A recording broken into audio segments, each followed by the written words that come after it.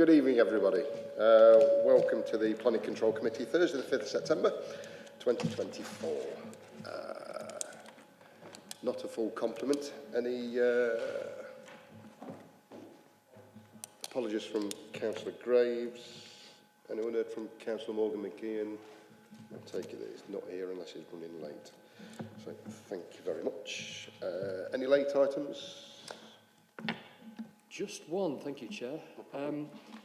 A reminder to all members, not just members of the Planning Committee, but all members, all councillors, that the e-planning system that we operate does accept correspondence, so objectors, where we've had a very popular application, shall we say, in Oakwood, where we've had over 1,000 objections, and if they all come in as a letter, we've got to scan them and then print them and put them on the website.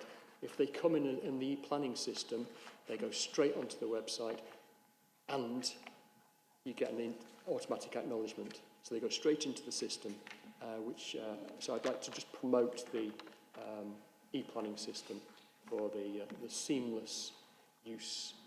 Councillor Kerr. Yeah, thank you.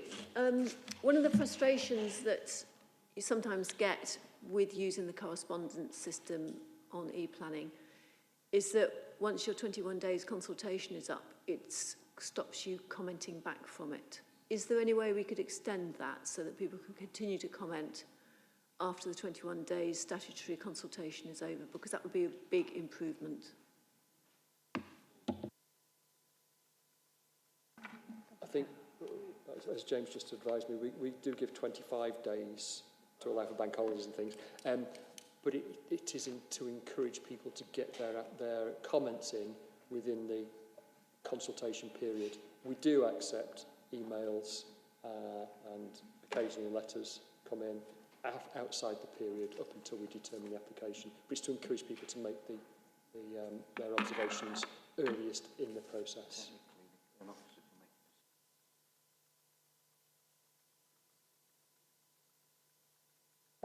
I fully agree it's really useful to have the comments as soon as possible, and I think the fact that it could be determined within the at the end of the 21 days is the motivator for people to comment. But when people are commenting in later and you're asking for people not to write in but to use the system, let's let the system accept them, and then you won't have to do your paper scanning because it will have already happened through the system. So, you know, we can the situation is clear. If you don't get your comment in, it may not be considered. But if I have got my comment in, let's put it through the system. Paul will take that away and come back to you. Councillor Nawaz, did you want to reiterate anything on that? I just want to add something. I've had some residents complaining that they don't get any replies back of the planning rejection objections. Is that something to do with the e-planning? They've been making objections on e-planning, but they've not had no response back or anything. Yeah, they will get an acknowledgement, an automatic acknowledgement. If they put in a comment through e-planning, automatically they get an acknowledgement. It's not a correspondence page. We don't. Yeah. But what they will get, that's the whole benefit of using the planning system, is they get the acknowledgement. They know it's landed, unless they're doing something wrong or they've missed, or it's gone into a junk file maybe. Yeah.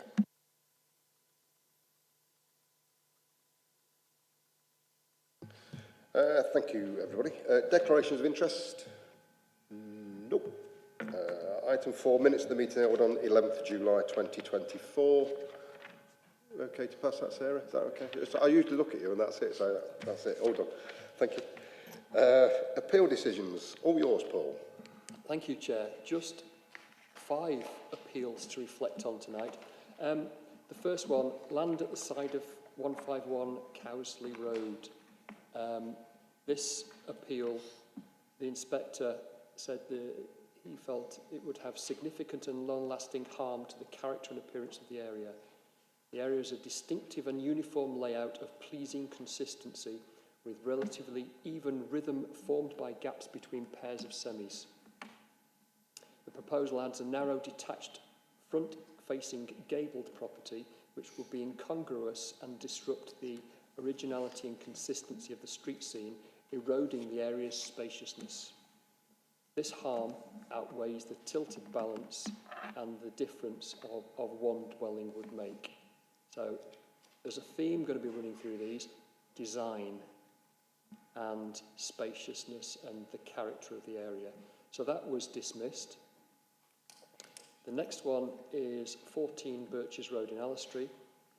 It was for a boundary wall, 2,020 millimetres high, so just over 2 metres. The main issue was for the inspector was the effect on the character and appearance of the area. Existing street has a front boundary treatment of limited height, stepping down with a road slope, and contributes positively to an open and spacious character, providing a visually pleasing rhythm again, and balance along the street. The proposal appears as a dominant feature at odds with its spacious and open character.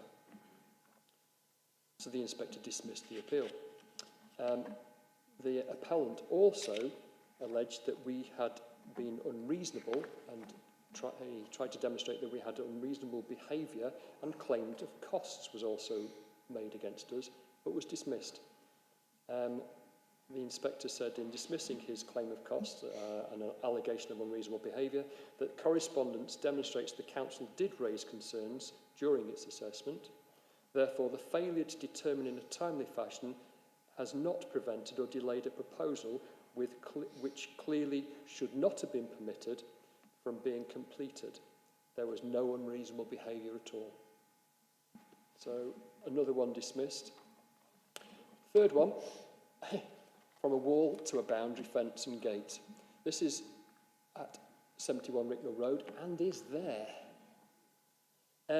This was dismissed. It's a retrospective application. The issue, the inspector felt, is the effect on the character and appearance of the area, including the setting of listed buildings opposite. The character of the area is open frontages, low walls, fences and hedges, and the overriding impression is a soft interface between buildings and public highway. A verdant street scene, said the inspector. The front wall and sliding gate is over 1.8 metres high, abutting the pavement, resulting in enclosure of the street scene at odds with the prevailing character. Exacerbated by concrete posts and grey panels, a uniform and stark appearance would result. This scheme is a conflict with the design policies that require high-quality design, well integrated into its setting, make a positive contribution to an area's character. We will now have to pursue this to secure removal of the unauthorised fence and gate. The fourth one was Welney Close, described to me as an extension to a dwelling. The dwelling sits within a conservation area setting, is a bungalow. It would have a first floor, side and rear extensions, a considerable increase, said the inspector, in scale and mass of the property, significantly out of character with the bungalows either side, appearing out of character with their scale and mass. This would, despite the otherwise steady rhythm of lower-rise properties across Welney Close, would result in significant harm to the street scene. In dismissing the application for costs, another disgruntled applicant, for alleged unreasonable behaviour, the inspector said the council sought to improve the unacceptable, but it is not unreasonable to refuse a proposal when exercising planning judgment. Effectively, the area has bungalows and they wanted to do that to it, which is a two-storey property, completely out of character with the surroundings and dominating the adjoining bungalows. Thankfully, it was dismissed. And fifthly and finally, James, have you got the front elevation of this one? I just looked at this and said, what were you thinking? This is a proposal for a 3-storey building, and the issues were character and appearance of the area and the effect on the living conditions of those adjacent. It's in an area of 2- and 3-storey properties, yet associated with 2-storey street scene. This 3-storey property will be taller than the neighbouring terrace, with a sudden change in height detracting from and not integrating into Allistory Street. Design principles used in the proposal fail to meet policies C3, C4, GD5 and H13, plus the NPPF, which requires new development to make a positive contribution towards the character, distinctiveness and the identity of the neighbourhoods, including building for a scale and height and massing. It was just wrong. You'll see the side-facing windows in the proposal, and the inspector said, yeah, I know you're proposing to obscure those windows, obscure glaze those windows to prevent overlooking of the neighbours. However, he criticised them for the potential overlooking because they're opening at the top, so you could overlook from them, and they present a poor living internal arrangement for the environment for future occupiers. It was a main window in the side of the property, and they were proposing to put people in the room which had an obscure glazed window. So that was dismissed as well. In total, we played 5-1-5 and defended 2 claims for costs for that alleged unreasonable behaviour. Each of these schemes, from inception, negotiation, refusal and then appeal, take away resources from properly planned and designed applications and, of course, their determination. I'll come on to performance later. Thank you, Chair. Thank you, Paul. Item 6, Development Control Performance Quarter 1. You again, Paul? Thank you, Chair. I won't say as much on this. DC performance, whilst dealing with loads of appeals, which we win, the numbers determined have dropped considerably with a corresponding rise in performance on both those majors and non-majors, which has improved to 92%. Whilst we have an 8-week and 13-week target period, we often work with applicants using bespoke time periods, given the complexity of schemes, to improve the unacceptable, to negotiate improvements, to do reconsultation on a case-by-case basis. This case management approach appears to be working. You will get applicants concerned about length of time taken, and of the 4 or 5 I've had this week, there's always a reason behind it justifying the length of time, how we've got to where we are, negotiating improvements, trying to not necessarily refuse applications straight away, but there will be some that are straight refusals. Thank you, Chair. Thank you, Paul. Applications to be considered, item 7. We'll start with 7.12, Faversham Close, Derby. Paul again. Thank you, Chair. Again, not too much to say about this. This is a change of use from a dwelling to a children's care home for a maximum of 3 children under the age of 16 for both short and long-term care. 2 support staff and a manager would be on site at all times. I have received a more detailed floor plan that indicates a grassed garden area to the rear and additional tree planting. We have had 16 objections, and Councillor Folk in objection as summarised on page 2 of your report. There are no highway objections, given that 3 cars can park on the frontage, which is not likely to be materially different from the residential use of the property. The location is in a residential area where such uses are generally appropriate. The relevant planning concerns raised can, like other similar schemes that we have approved, be addressed through the management strategy condition suggested at condition 4 in your report. Thank you, Chair. Thank you, Paul. Committee. Anyone like to speak? Councillor Kerr, then Councillor Bolton. Thank you. Thanks for finding out a bit more about the space outside, because the front space seems to be very much taken over. It's a big front area, the smaller rear area, but at least the rear area seems to be a bit more dedicated to the young people's potential. There isn't any mention of cycle parking. I'd like to see cycle parking both for staff and some storage for cycles for the young people, so that we can encourage more sustainable travel. Is that something we could condition? Thanks, Lucy. Sarah?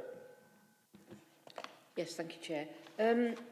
Yeah, when I read the report and actually looked on the map of the location, I think it's a most suitable site for an establishment of this proposal.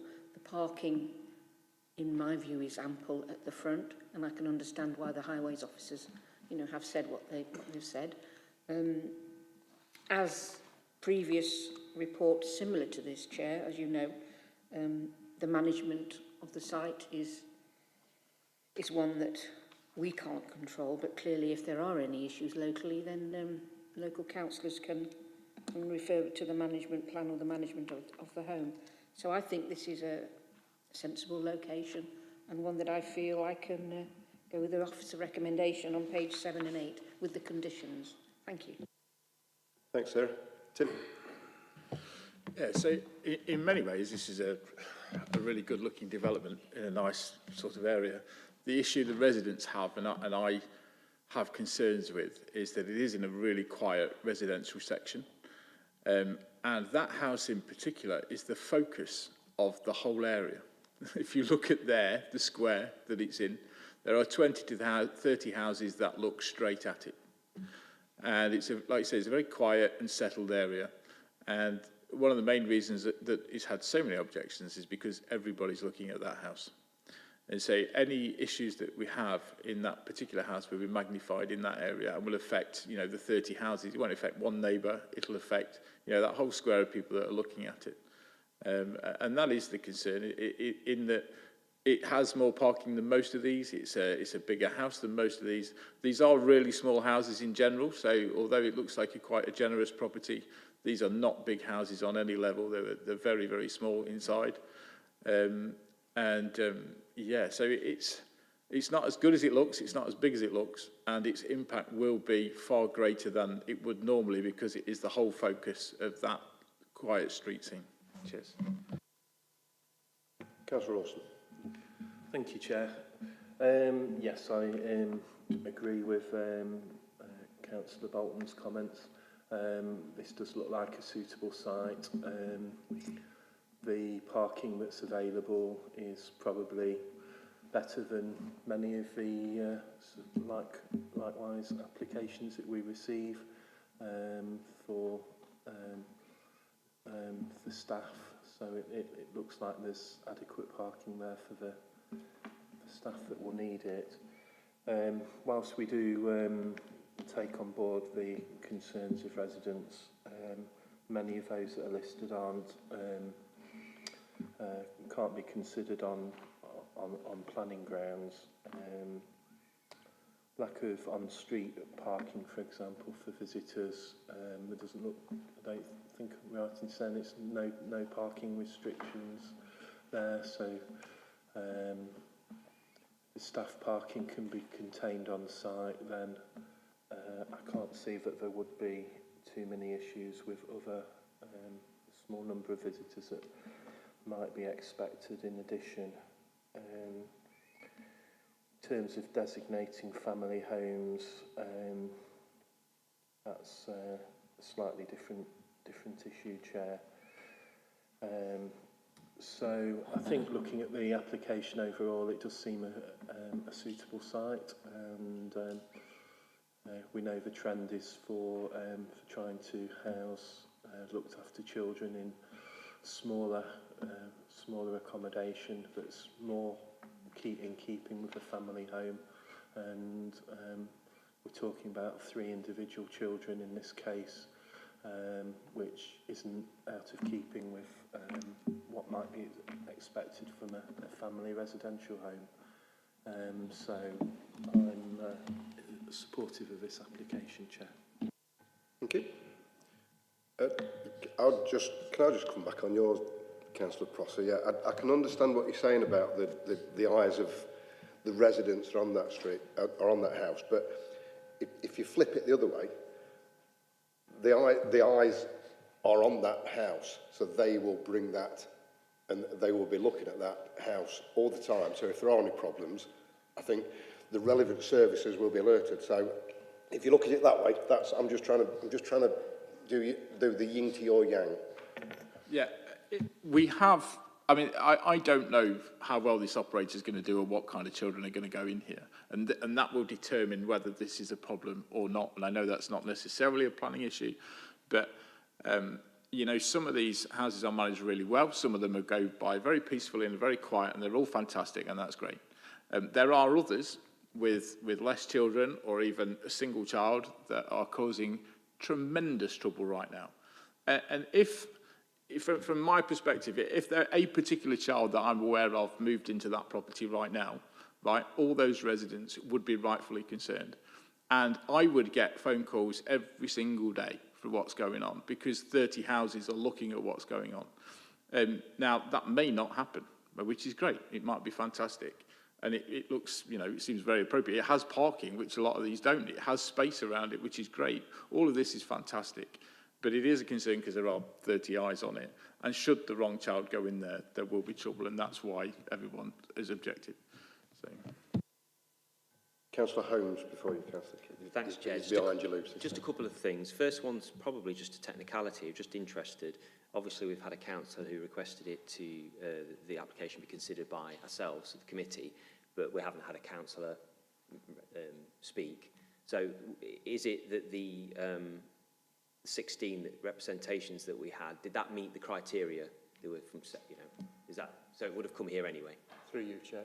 Correct. Okay, Yes. Right, good. Just that, wanted to clear up. Is he 13 or something? Yeah, individual rather than households, isn't it? Individual residents. Sorry, if you could clarify that actually, because I've forgotten. There's, from, I think it's 15. There's, how many objections have we got? 16. 16 objections. But it doesn't say whether that's... Yeah, The because sometimes if they're in, well, if they're in the same household, it counts as one, don't they? I believe. The cut-off is 15 objections, Right. and we had 16. But it's irrelevant because the councillor referred I it. don't know. Yeah. Not irrelevant for those views, I may say. It's just the fact that technicality, yeah.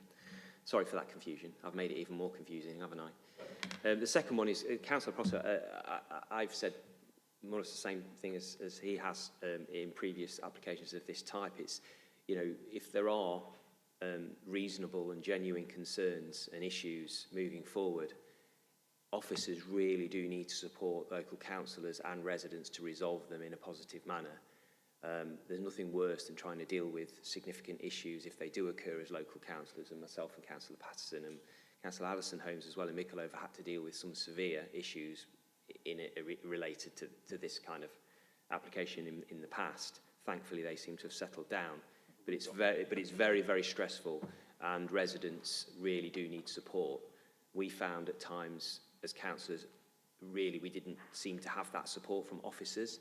So it's just another laying a marker down to say that councillors do need support when there are, if there are, I hope there aren't, but if there are any issues, they need that support from officers via the conditions that are placed, but also other issues as well in terms of dealing with whatever issues might occur. And again, restating, we're not expecting them to be, but we need to be prepared if they are.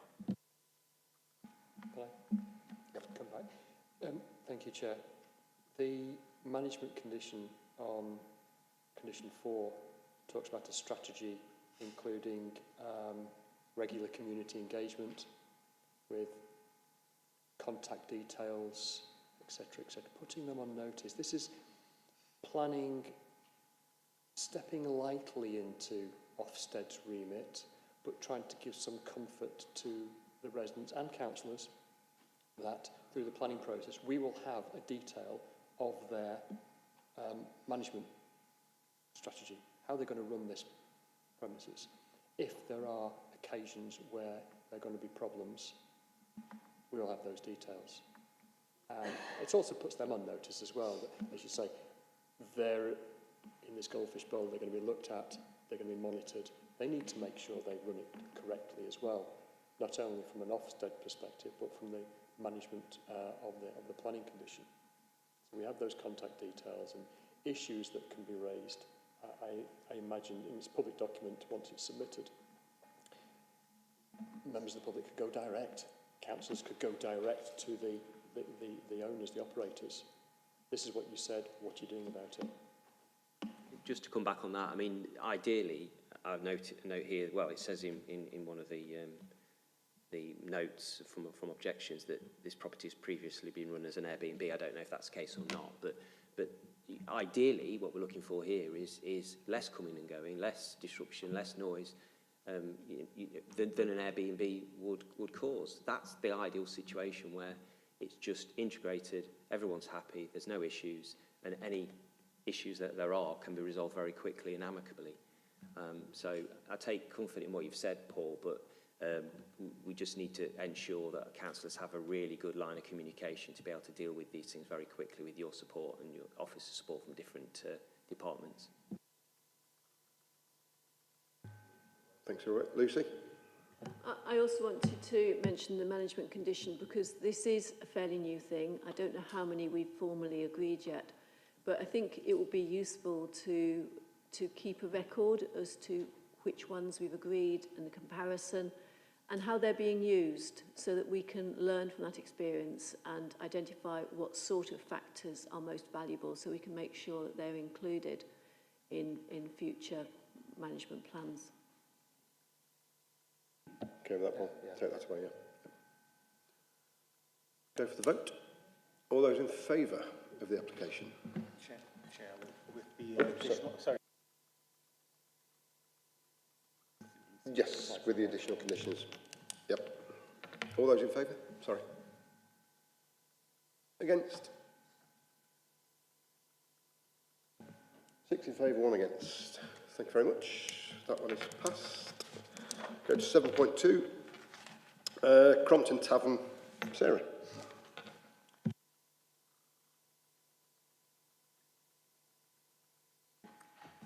Thank you, Chair. This is a application for a house in multiple occupation. We've got one housekeeping item. We've had a further third-party objection received this week, highlighting comments from the application statements and from consultees, and this has been circulated to members.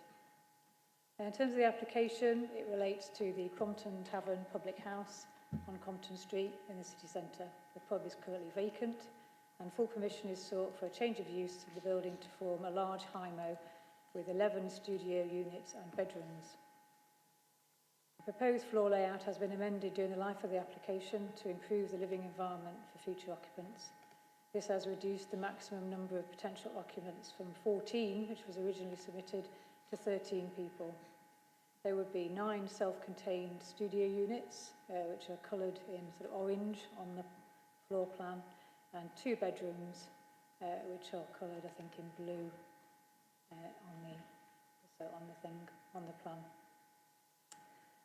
Shared facilities would include a communal dining kitchen room to the ground floor and an amenity space in the existing bedroom. The external space to the rear of the building would provide outdoor amenity for residents. Cycle and bin storage would also be sited in this area. The only external alterations proposed to the building would be the replacement of the timber windows and doors with white UPVC frames and alterations to 2 of the windows on the rear of the building. The building is located in the St. Peter's and Green Lane Conservation Area and is an original building in Compton Street, dating from the mid-19th century, and has always been in use as a public house. The Conservation Officer has some concerns about the proposed replacement of the original windows and doors on the front of the building, and has recommended that some are retained and others are replaced with similar timber units. This can be secured appropriately with the use of a planning condition, and this is recommended in section 8 of the report. The loss of the public house to form the residential units has been addressed through a statement which was submitted with the application by the former owner and landlord of the pub, which sets out the reasons for the pub's decline and subsequent closure in 2016. The proposed HMO use is acceptable in principle in this location, given it is a residential street on the edge of the city centre. There are also other HMOs and guest houses in Crompton Street. It sits close to the primary shopping area and local amenities and is acceptable in principle, given its city centre location. The revised floor layout would provide a high-quality living environment for the residents, reasonable provision of shared amenity space, and the HIMO units would also need to accord with the requirements of the Housing Act set out by Housing Standards in their comments, but no concerns have been raised by environmental health colleagues about potential noise impacts on the HIMO. There's no parking provision provided with the proposal, although given its highly accessible location and city centre position, there is no requirement for such residence parking, and no other properties in the street appear to have private parking. Highways officers have raised no objections on this basis, and on-site cycle parking is provided. Bin storage provision also meets the requirements of our waste management team. Third-party objections have been received, 16 objections. These raise concerns relating to the number and impacts of HMOs on local residents, the lack of parking provision, existing social problems within the street, and the impact on the character of the area. Overall, the proposed conversion of the public house to an HMO for up to 13 residents is considered to be acceptable in this residential and city centre location, delivering additional new housing and having no adverse impacts on highway or local character or residential amenity.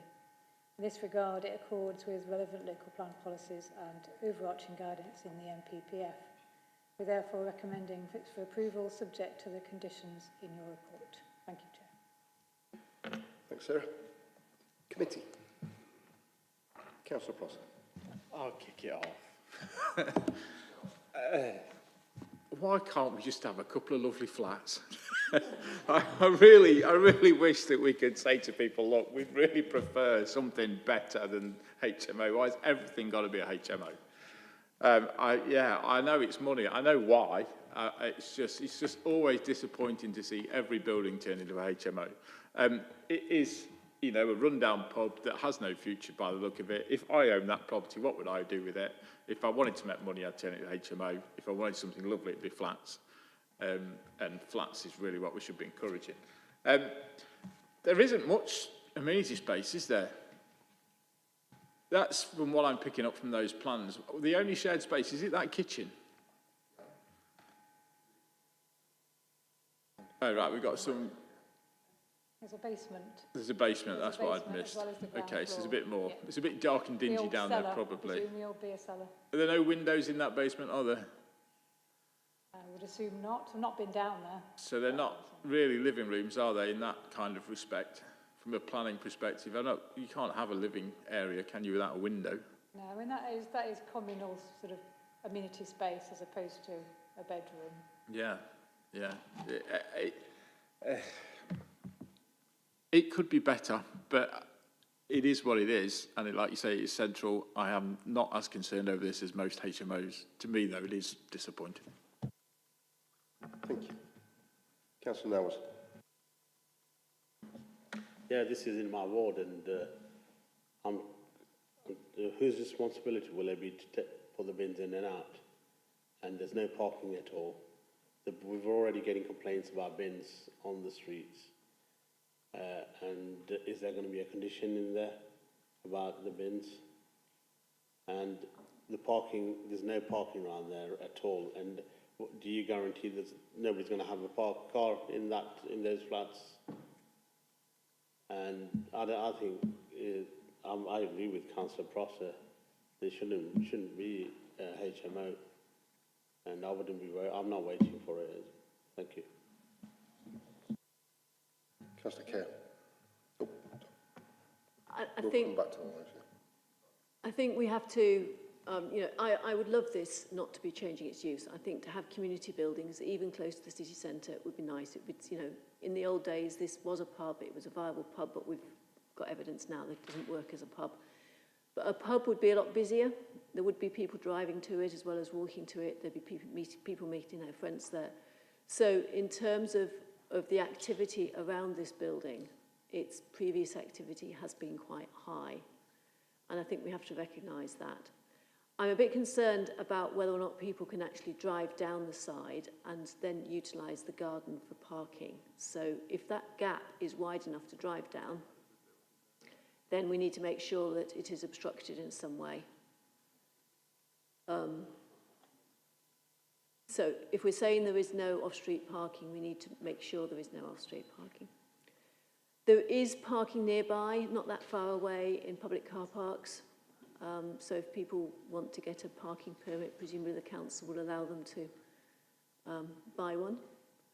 I very much support the comment about the windows and maintaining the aesthetics of the windows on the front. So I hope we'll support that. The cycle parking, I do not like two-storey cycle parking. It requires people to be stronger to use the upper levels. I think that there is enough space there for it not to be two-storey cycle parking, but proper, Sheffield stands that are properly mounted and secure, and there should be some cover to them. They don't actually, that will enable people to have secure parking for that. But given the previous use of this building, I don't think this is an example of something that we can argue against for HMOs. It's a better layout than some we've seen. And it is making use of an existing building that we don't want to have fall down on us. Thanks, Councillor Kerr. Councillor Rawson. Thank you, Chair. Yes, I think, as has been alluded to sometimes as members of Planning Committee, you would often have your own ideas about what a particular building or site may be ideally used for, but as Planning Committee we deal with the applications that are put in front of us. So we look at each one on its own merits, and in this case we have a building that's currently derelict or not used, unlikely to come back into use as a public house, and I'm with Councillor Kerr on that. It is a shame to lose community buildings, and as someone who enjoys going to the pub myself, it's been sad to see so many go over recent years. However, it's not likely to come back into use as a public house, I don't think, this particular property. So when we're considering the change to residential, then providing homes for people is a benefit over a building standing empty. So that's one consideration. In terms of the impact on the street, as a public house, it would have caused a certain amount of traffic and coming and going, so that is a factor as well. When we're considering HMOs, we often we'd probably at a different location and on a different site, we'd probably have some issues with such a large number of residents in one property, but we do have, as has been said, have to take into account the high level of traffic that this would have brought to the street previously. There is parking restrictions on the street, so that is less of a concern to me, because parking looks is controlled and managed on that street. The issue with bins and the management of those is always a concern with HMOs. So if there is a condition or something we can do around that, then I would support that. And I also support the condition in terms of trying to retain the distinctive appearance of the building and try and retain as much of its history and character as possible in terms of the window frames and so on, to try and keep that connection to its previous use as a public house. But on balance, Chair, I think weighing all those things up, I would support this. Thank you. Councillor Holmes, I think you was first, yeah. Thank you, Chair. As officers will know, parking regularly grinds my gears in terms of planning applications, but I am a fan of no parking developments when it's absolutely clear, and it's made clear in an a very early stage that there isn't going to be any parking for this particular development, whatever it is. And this is the case here. There's just a couple of things. It's a permit area already, and it makes it clear that the applicant / developer should note that the proposed units will not qualify for the issue of further residence parking permits. Just interested to know how that will be policed, because there will be, you know, permits being applied for elsewhere. So how are officers going to know that not to give them out from somebody living there? So how does that mechanism work? And secondly, is it going to be clear to those seeking to live there that this is a non-vehicular parking property? Does that make sense? So that at least everybody is clear. So it almost like it's a condition that it must be promoted as. Does that make sense? Yes, Sarah, do you want to come back on any of those points that you've got there? Thank you. Right, I'll try and make sure I answer them all. Just in terms of waste management, our waste management team have commented on this application. You will have seen that in the report, and they're happy, providing that the bins are in 20 metres of the highway and the layout plan has been amended accordingly. So, you know, they're happy with that. I mean, we can attach a waste management condition if members feel that that's needed. In terms of parking, members are right, yes, it has permit parking. It also has WL lines along the other side of the road. So the opportunity for just random parking is very limited in this street. So, you know, we're happy that the landlord would manage that, that there is no parking available for the residents. The alleyway down the side was clearly an original horse-drawn access for beer barrels to be moved backwards and forwards, but having been on site, it isn't wide enough for a car to park in that alleyway. What else was there?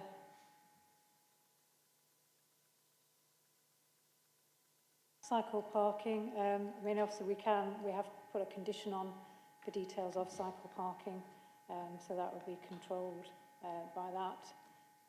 But unless there's anything else, I think that's all I've got to say. Sorry, Chair. I was just going to ask Sarah to clarify, in terms of the waste management condition, would that actually be a condition that requires the bins to be returned to their storage area?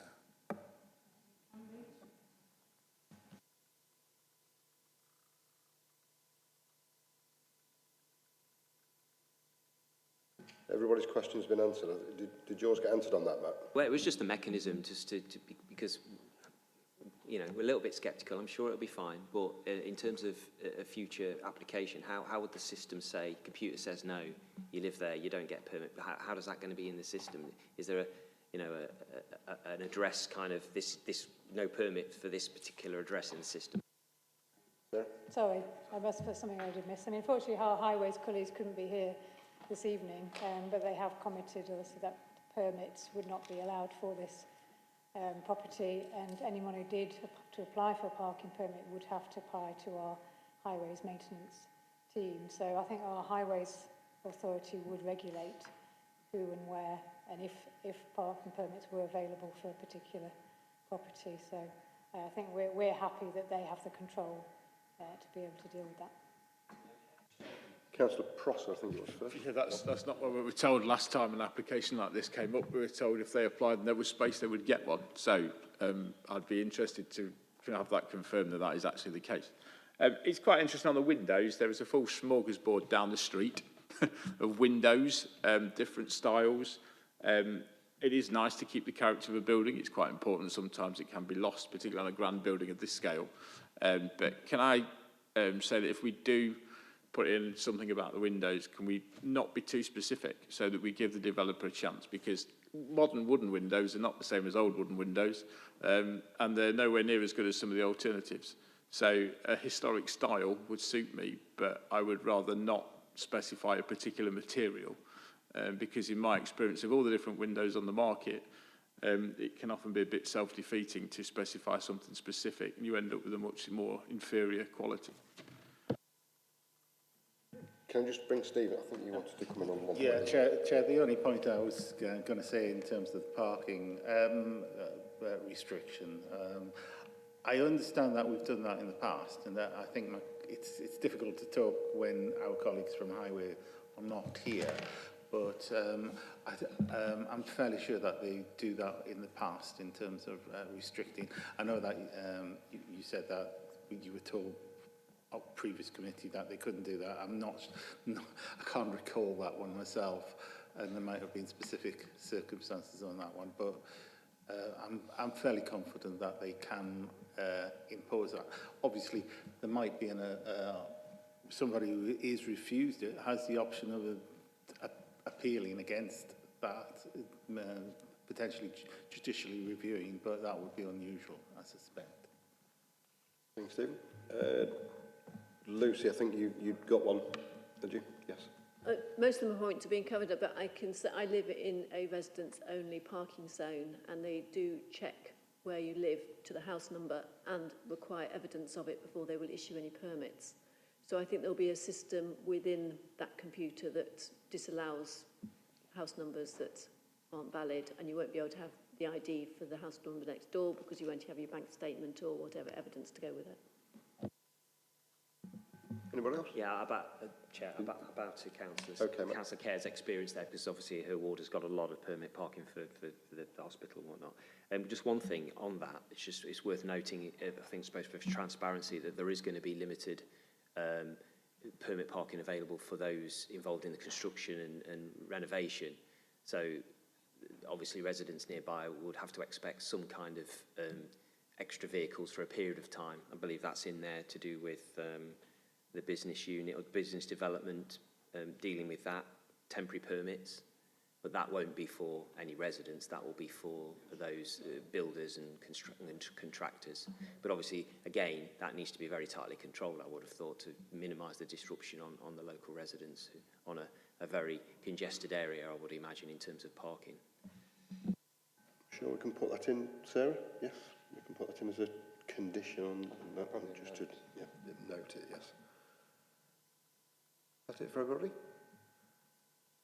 Shall we vote on the application with the conditions that have been expanded? Let's put it that way, yes? Is that okay, Stephen?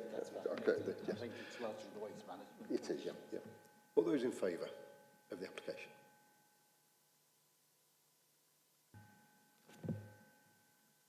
Four in favour, five in favour, Chair, with yourself. Got 5. Any against? 1 against. That goes through. Thank you very much. Those are the applications. So we're now going to potential future site visits. Sarah, thank you.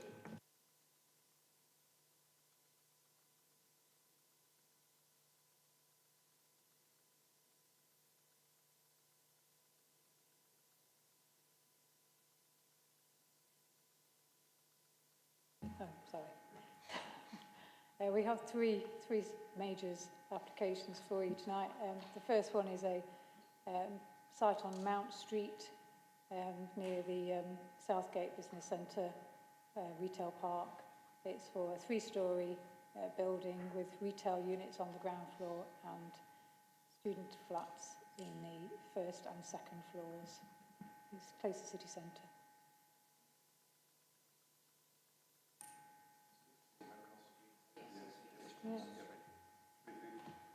Next one, this is a site off Ascot Drive.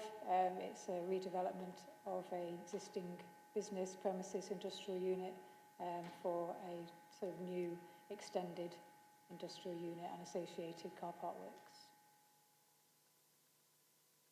Right. And finally, one you might be more interested in, outline application that we've received with means of access residential development. It's a resubmission of application which we dealt with about a year ago. Obviously you're all familiar with the site.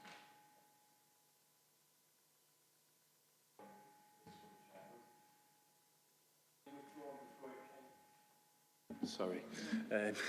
Just to check, was this one that actually withdrawn before it came to committee? I think It was, from memory yes, it was. So it was withdrawn we before haven't it came to sort of committee. formally considered it and discussed it.